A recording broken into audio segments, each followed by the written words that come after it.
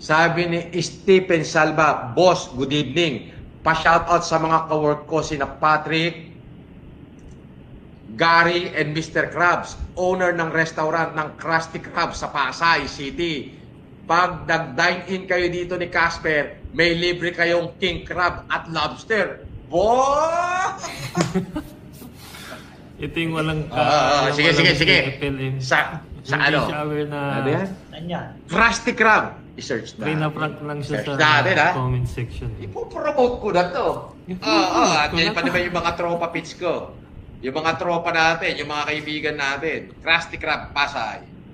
Hindi talaga siya aware na sa SpongeBob yung ano, Pasay. binabanggit sa comment section. Wow! Krusty Krab Seafood Restaurant pala to. Hanip talaga to si FLM eh.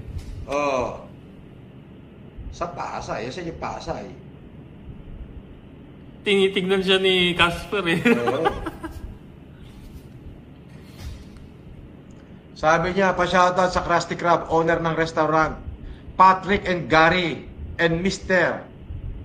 Krabs, owner ng restaurant na Krusty Krabs sa Pasay City. Inulit pa niya. Pag nag-dine kayo dito ni Casper, may libre kayong king crab at lobster. Siyempre, magdasama kami para naman kumita kayo. Si Casper, kumbaga, ano na eh, nakakatunog na eh. Nakakahalata na dun sa comment. Krusty Krab Seafood. Kasi ano eh, boss niya eh. Kaya hindi niya mapangunahan. Pero si Casper siguro nakatunog na yan, nakaramdam na prinaprank na sila sa comment section eh. Wow. Sa menu, si FLM hindi siya aware talaga niyan. Kasi siguro hindi niya, nung kapanahonan niya, hindi siya eto ba yun? SpongeBob. Talagang sinearch niya talaga eh sa internet eh. Eto ba yun? Gago! Sandali ha. Sandali lang. Teka muna, dito muna tayo kay Krusty Krab. Kay Gary. Hindi talaga siya aware, hindi niya napapanood yan nung bata siya. Kasi noon, nung kapanahonan ni FLM siguro. Parang ano yun? Hindi, meron.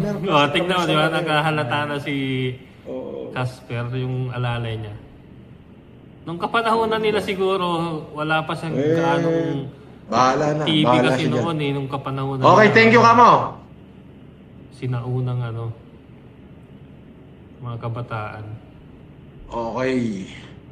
Yun oh. Talagang hindi pa niya... SpongeBob pala yun? Oo. Ito? Di ba? Hahanapin ko pa nga sana eh. Oo, si SpongeBob pala. Yun na natuklasan na niya na SpongeBob. Talaga.